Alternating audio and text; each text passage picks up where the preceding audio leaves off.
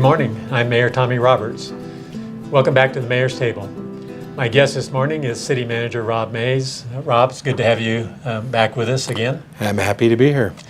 Rob, we're going to talk in this episode about what we have internally affectionately referred to as the orange barrel issue.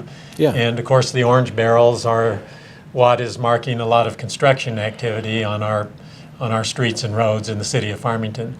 And quite frankly, there are a lot of orange barrels out there, and there's a lot of activity going on, a lot of money being spent to improve the infrastructure in our city.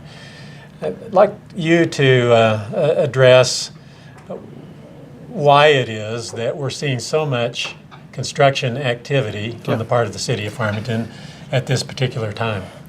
Well, this is a great topic, and it's one I've really been looking forward to us addressing. It's somewhat ironic to find yourself as a government official or an elected official almost feeling like you have to apologize or defend the fact that our community is investing in its future.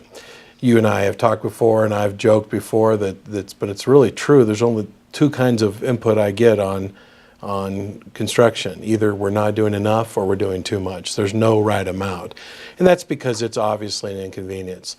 But what I'd really like to do is I'm hoping to change this for our citizens to really understand this as something positive. And it really delineates what our future as a community is about. We live in a time when so many communities are neglecting infrastructure investment for a variety of reasons. Sometimes it's political will. It's very difficult to raise the funds to invest in infrastructure. Sometimes it's just neglect or bad management. But the fact is, as a nation, we are failing in infrastructure investment. The Society of Civil Engineers has recently completed a survey nationally of our country's infrastructure, critical infrastructure, from roads to bridges to electric infrastructure to water lines. We get a D+ as a nation. It's something that's been neglected and cannot be neglected in the future. As an interesting tidbit, in the city of Washington, D.C., there are water lines in existence being used that were there involved during the Civil War. That's an extreme example and a kind of an anecdotal one, but it's nevertheless true. So the reason we're investing in infrastructure is because we need to. The reason that it's intensified during one season is a couple of reasons. Street paving is really the one that people are noticing now because it's limited to a fairly brief season when the weather is warm enough for the asphalt to settle. Additionally, it's dependent upon the availability of the crews that have the specialized equipment, multi-million-dollar equipment that we could never afford to have ourselves. Those crews are in high demand, and when you get them, you get them. And while they're here and they've spent significant money, of course we pay to mobilize that equipment here, you've just got to run it and get it done. And that's why so much happens at one time, hence the name Orange Barrel Season. Let's talk about a few of these projects specifically. We've seen the resurfacing of Pinion Hills Boulevard, segments of it. That appears to be completed now, in large part at least. We've seen some repaving, obviously repaving projects on 20th Street, but 20th Street is really a much bigger project than just street resurfacing. We've got some water line replacement there. We've got some electrical utility replacement, putting that overhead lines underground. Let's talk a little bit about what's going on along 20th Street and how much longer that project's going to take. Well, 20th Street is definitely the most intense project going on. Most of the other projects are either minor water line replacements or street paving. The street paving tends to kind of get in and get out, and it's not too much of an invasion into the public. But on 20th Street, we're combining, as you mentioned, a mainline water lines being replaced. We are widening the sidewalks to meet required ADA federal requirements. And we are moving telephone poles out of the sidewalk and then burying those electric lines. And that includes all the other utilities, from the cable company, the phone company. We have to coordinate all those activities. It's really part of both an ADA requirement that we have to be making X amount of progress every year towards ADA requirement in our sidewalks, as well as focusing on our complete streets design philosophy to create positive places where people can have multimodal transportation, including, so in this case, it'll be widened sidewalks and safe, comfortable, aesthetic feel as you walk up and down that corridor.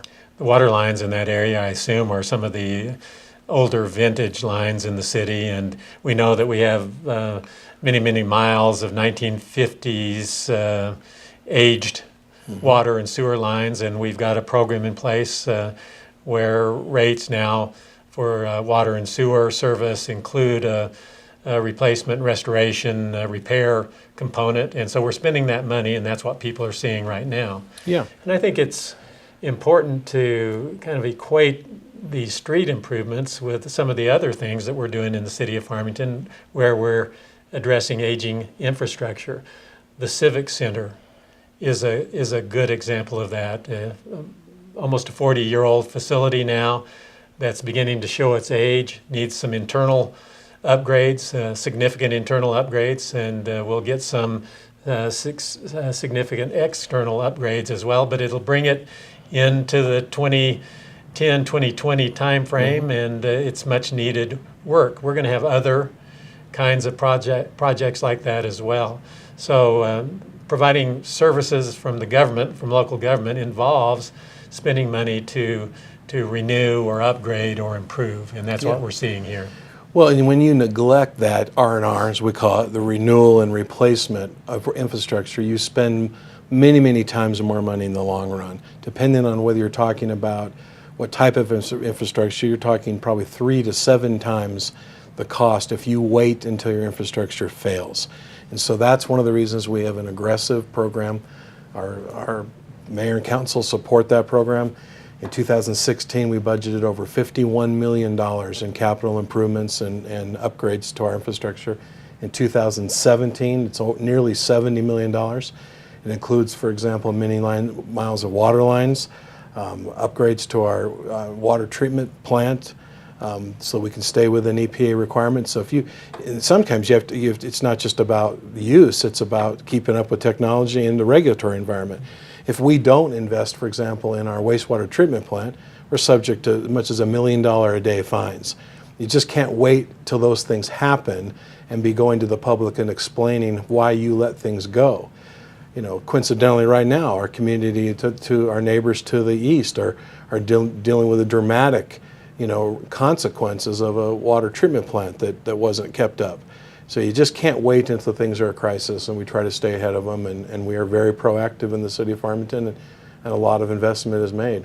Let's explain to our viewers what the source of revenue is for these expenditures that we're making right now. Millions of dollars, where does that money come from? Well, again, it depends on what the project is. So for example, those are total budget numbers. Most of those monies are dedicated, restricted sources that have to be spent on that. For example, road paving money, the ordinance where that money is taxed requires it be reinvested into streets. So for example, one area is the electric utility. So the source of funds there is the Electric Enterprise Fund. We're spending nearly $27 million in transformer upgrades, electric lines, poles, and big expenditures on substations to keep our electric system up to date, to keep it handling the power demands of today, and to handle the redundancies that are needed to keep the reliance that people expect. Water and wastewater funds, same thing, but you mentioned it, built into the water and wastewater rate structure is money that is dedicated, it has to be spent on reinvestment of the system. It can't be spent on operations. That was a courageous move that the mayor and council did about 8 years ago to start tackling water and wastewater issues. Again, without it, you sit back and watch your system crumble. So it just depends on the fund and on the project. We're doing small projects like replacing aging playgrounds to keep them safe and ADA compliant and up to date. Those are coming from funds that are dedicated to the Parks and Rec Department.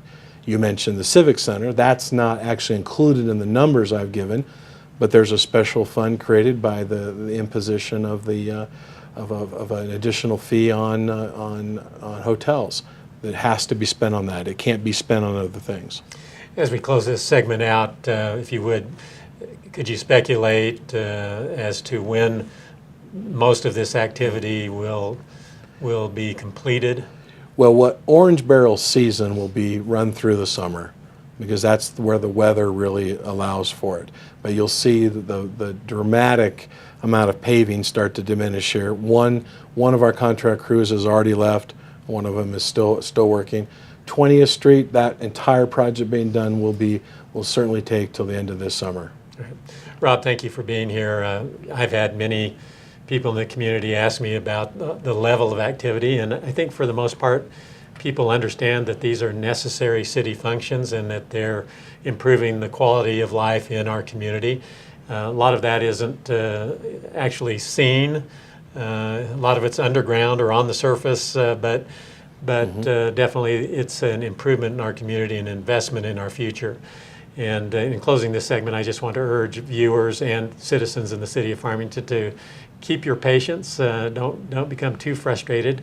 I empathize with you. I've actually become frustrated as I try to maneuver through the traffic congestion and the way in which traffic is configured as our crews are out on the roads doing this work. But bear in mind that it's all for the ultimate good of our community. I want to thank you for joining us once again on the Mayor's Table, and we'll look forward to seeing you next Monday.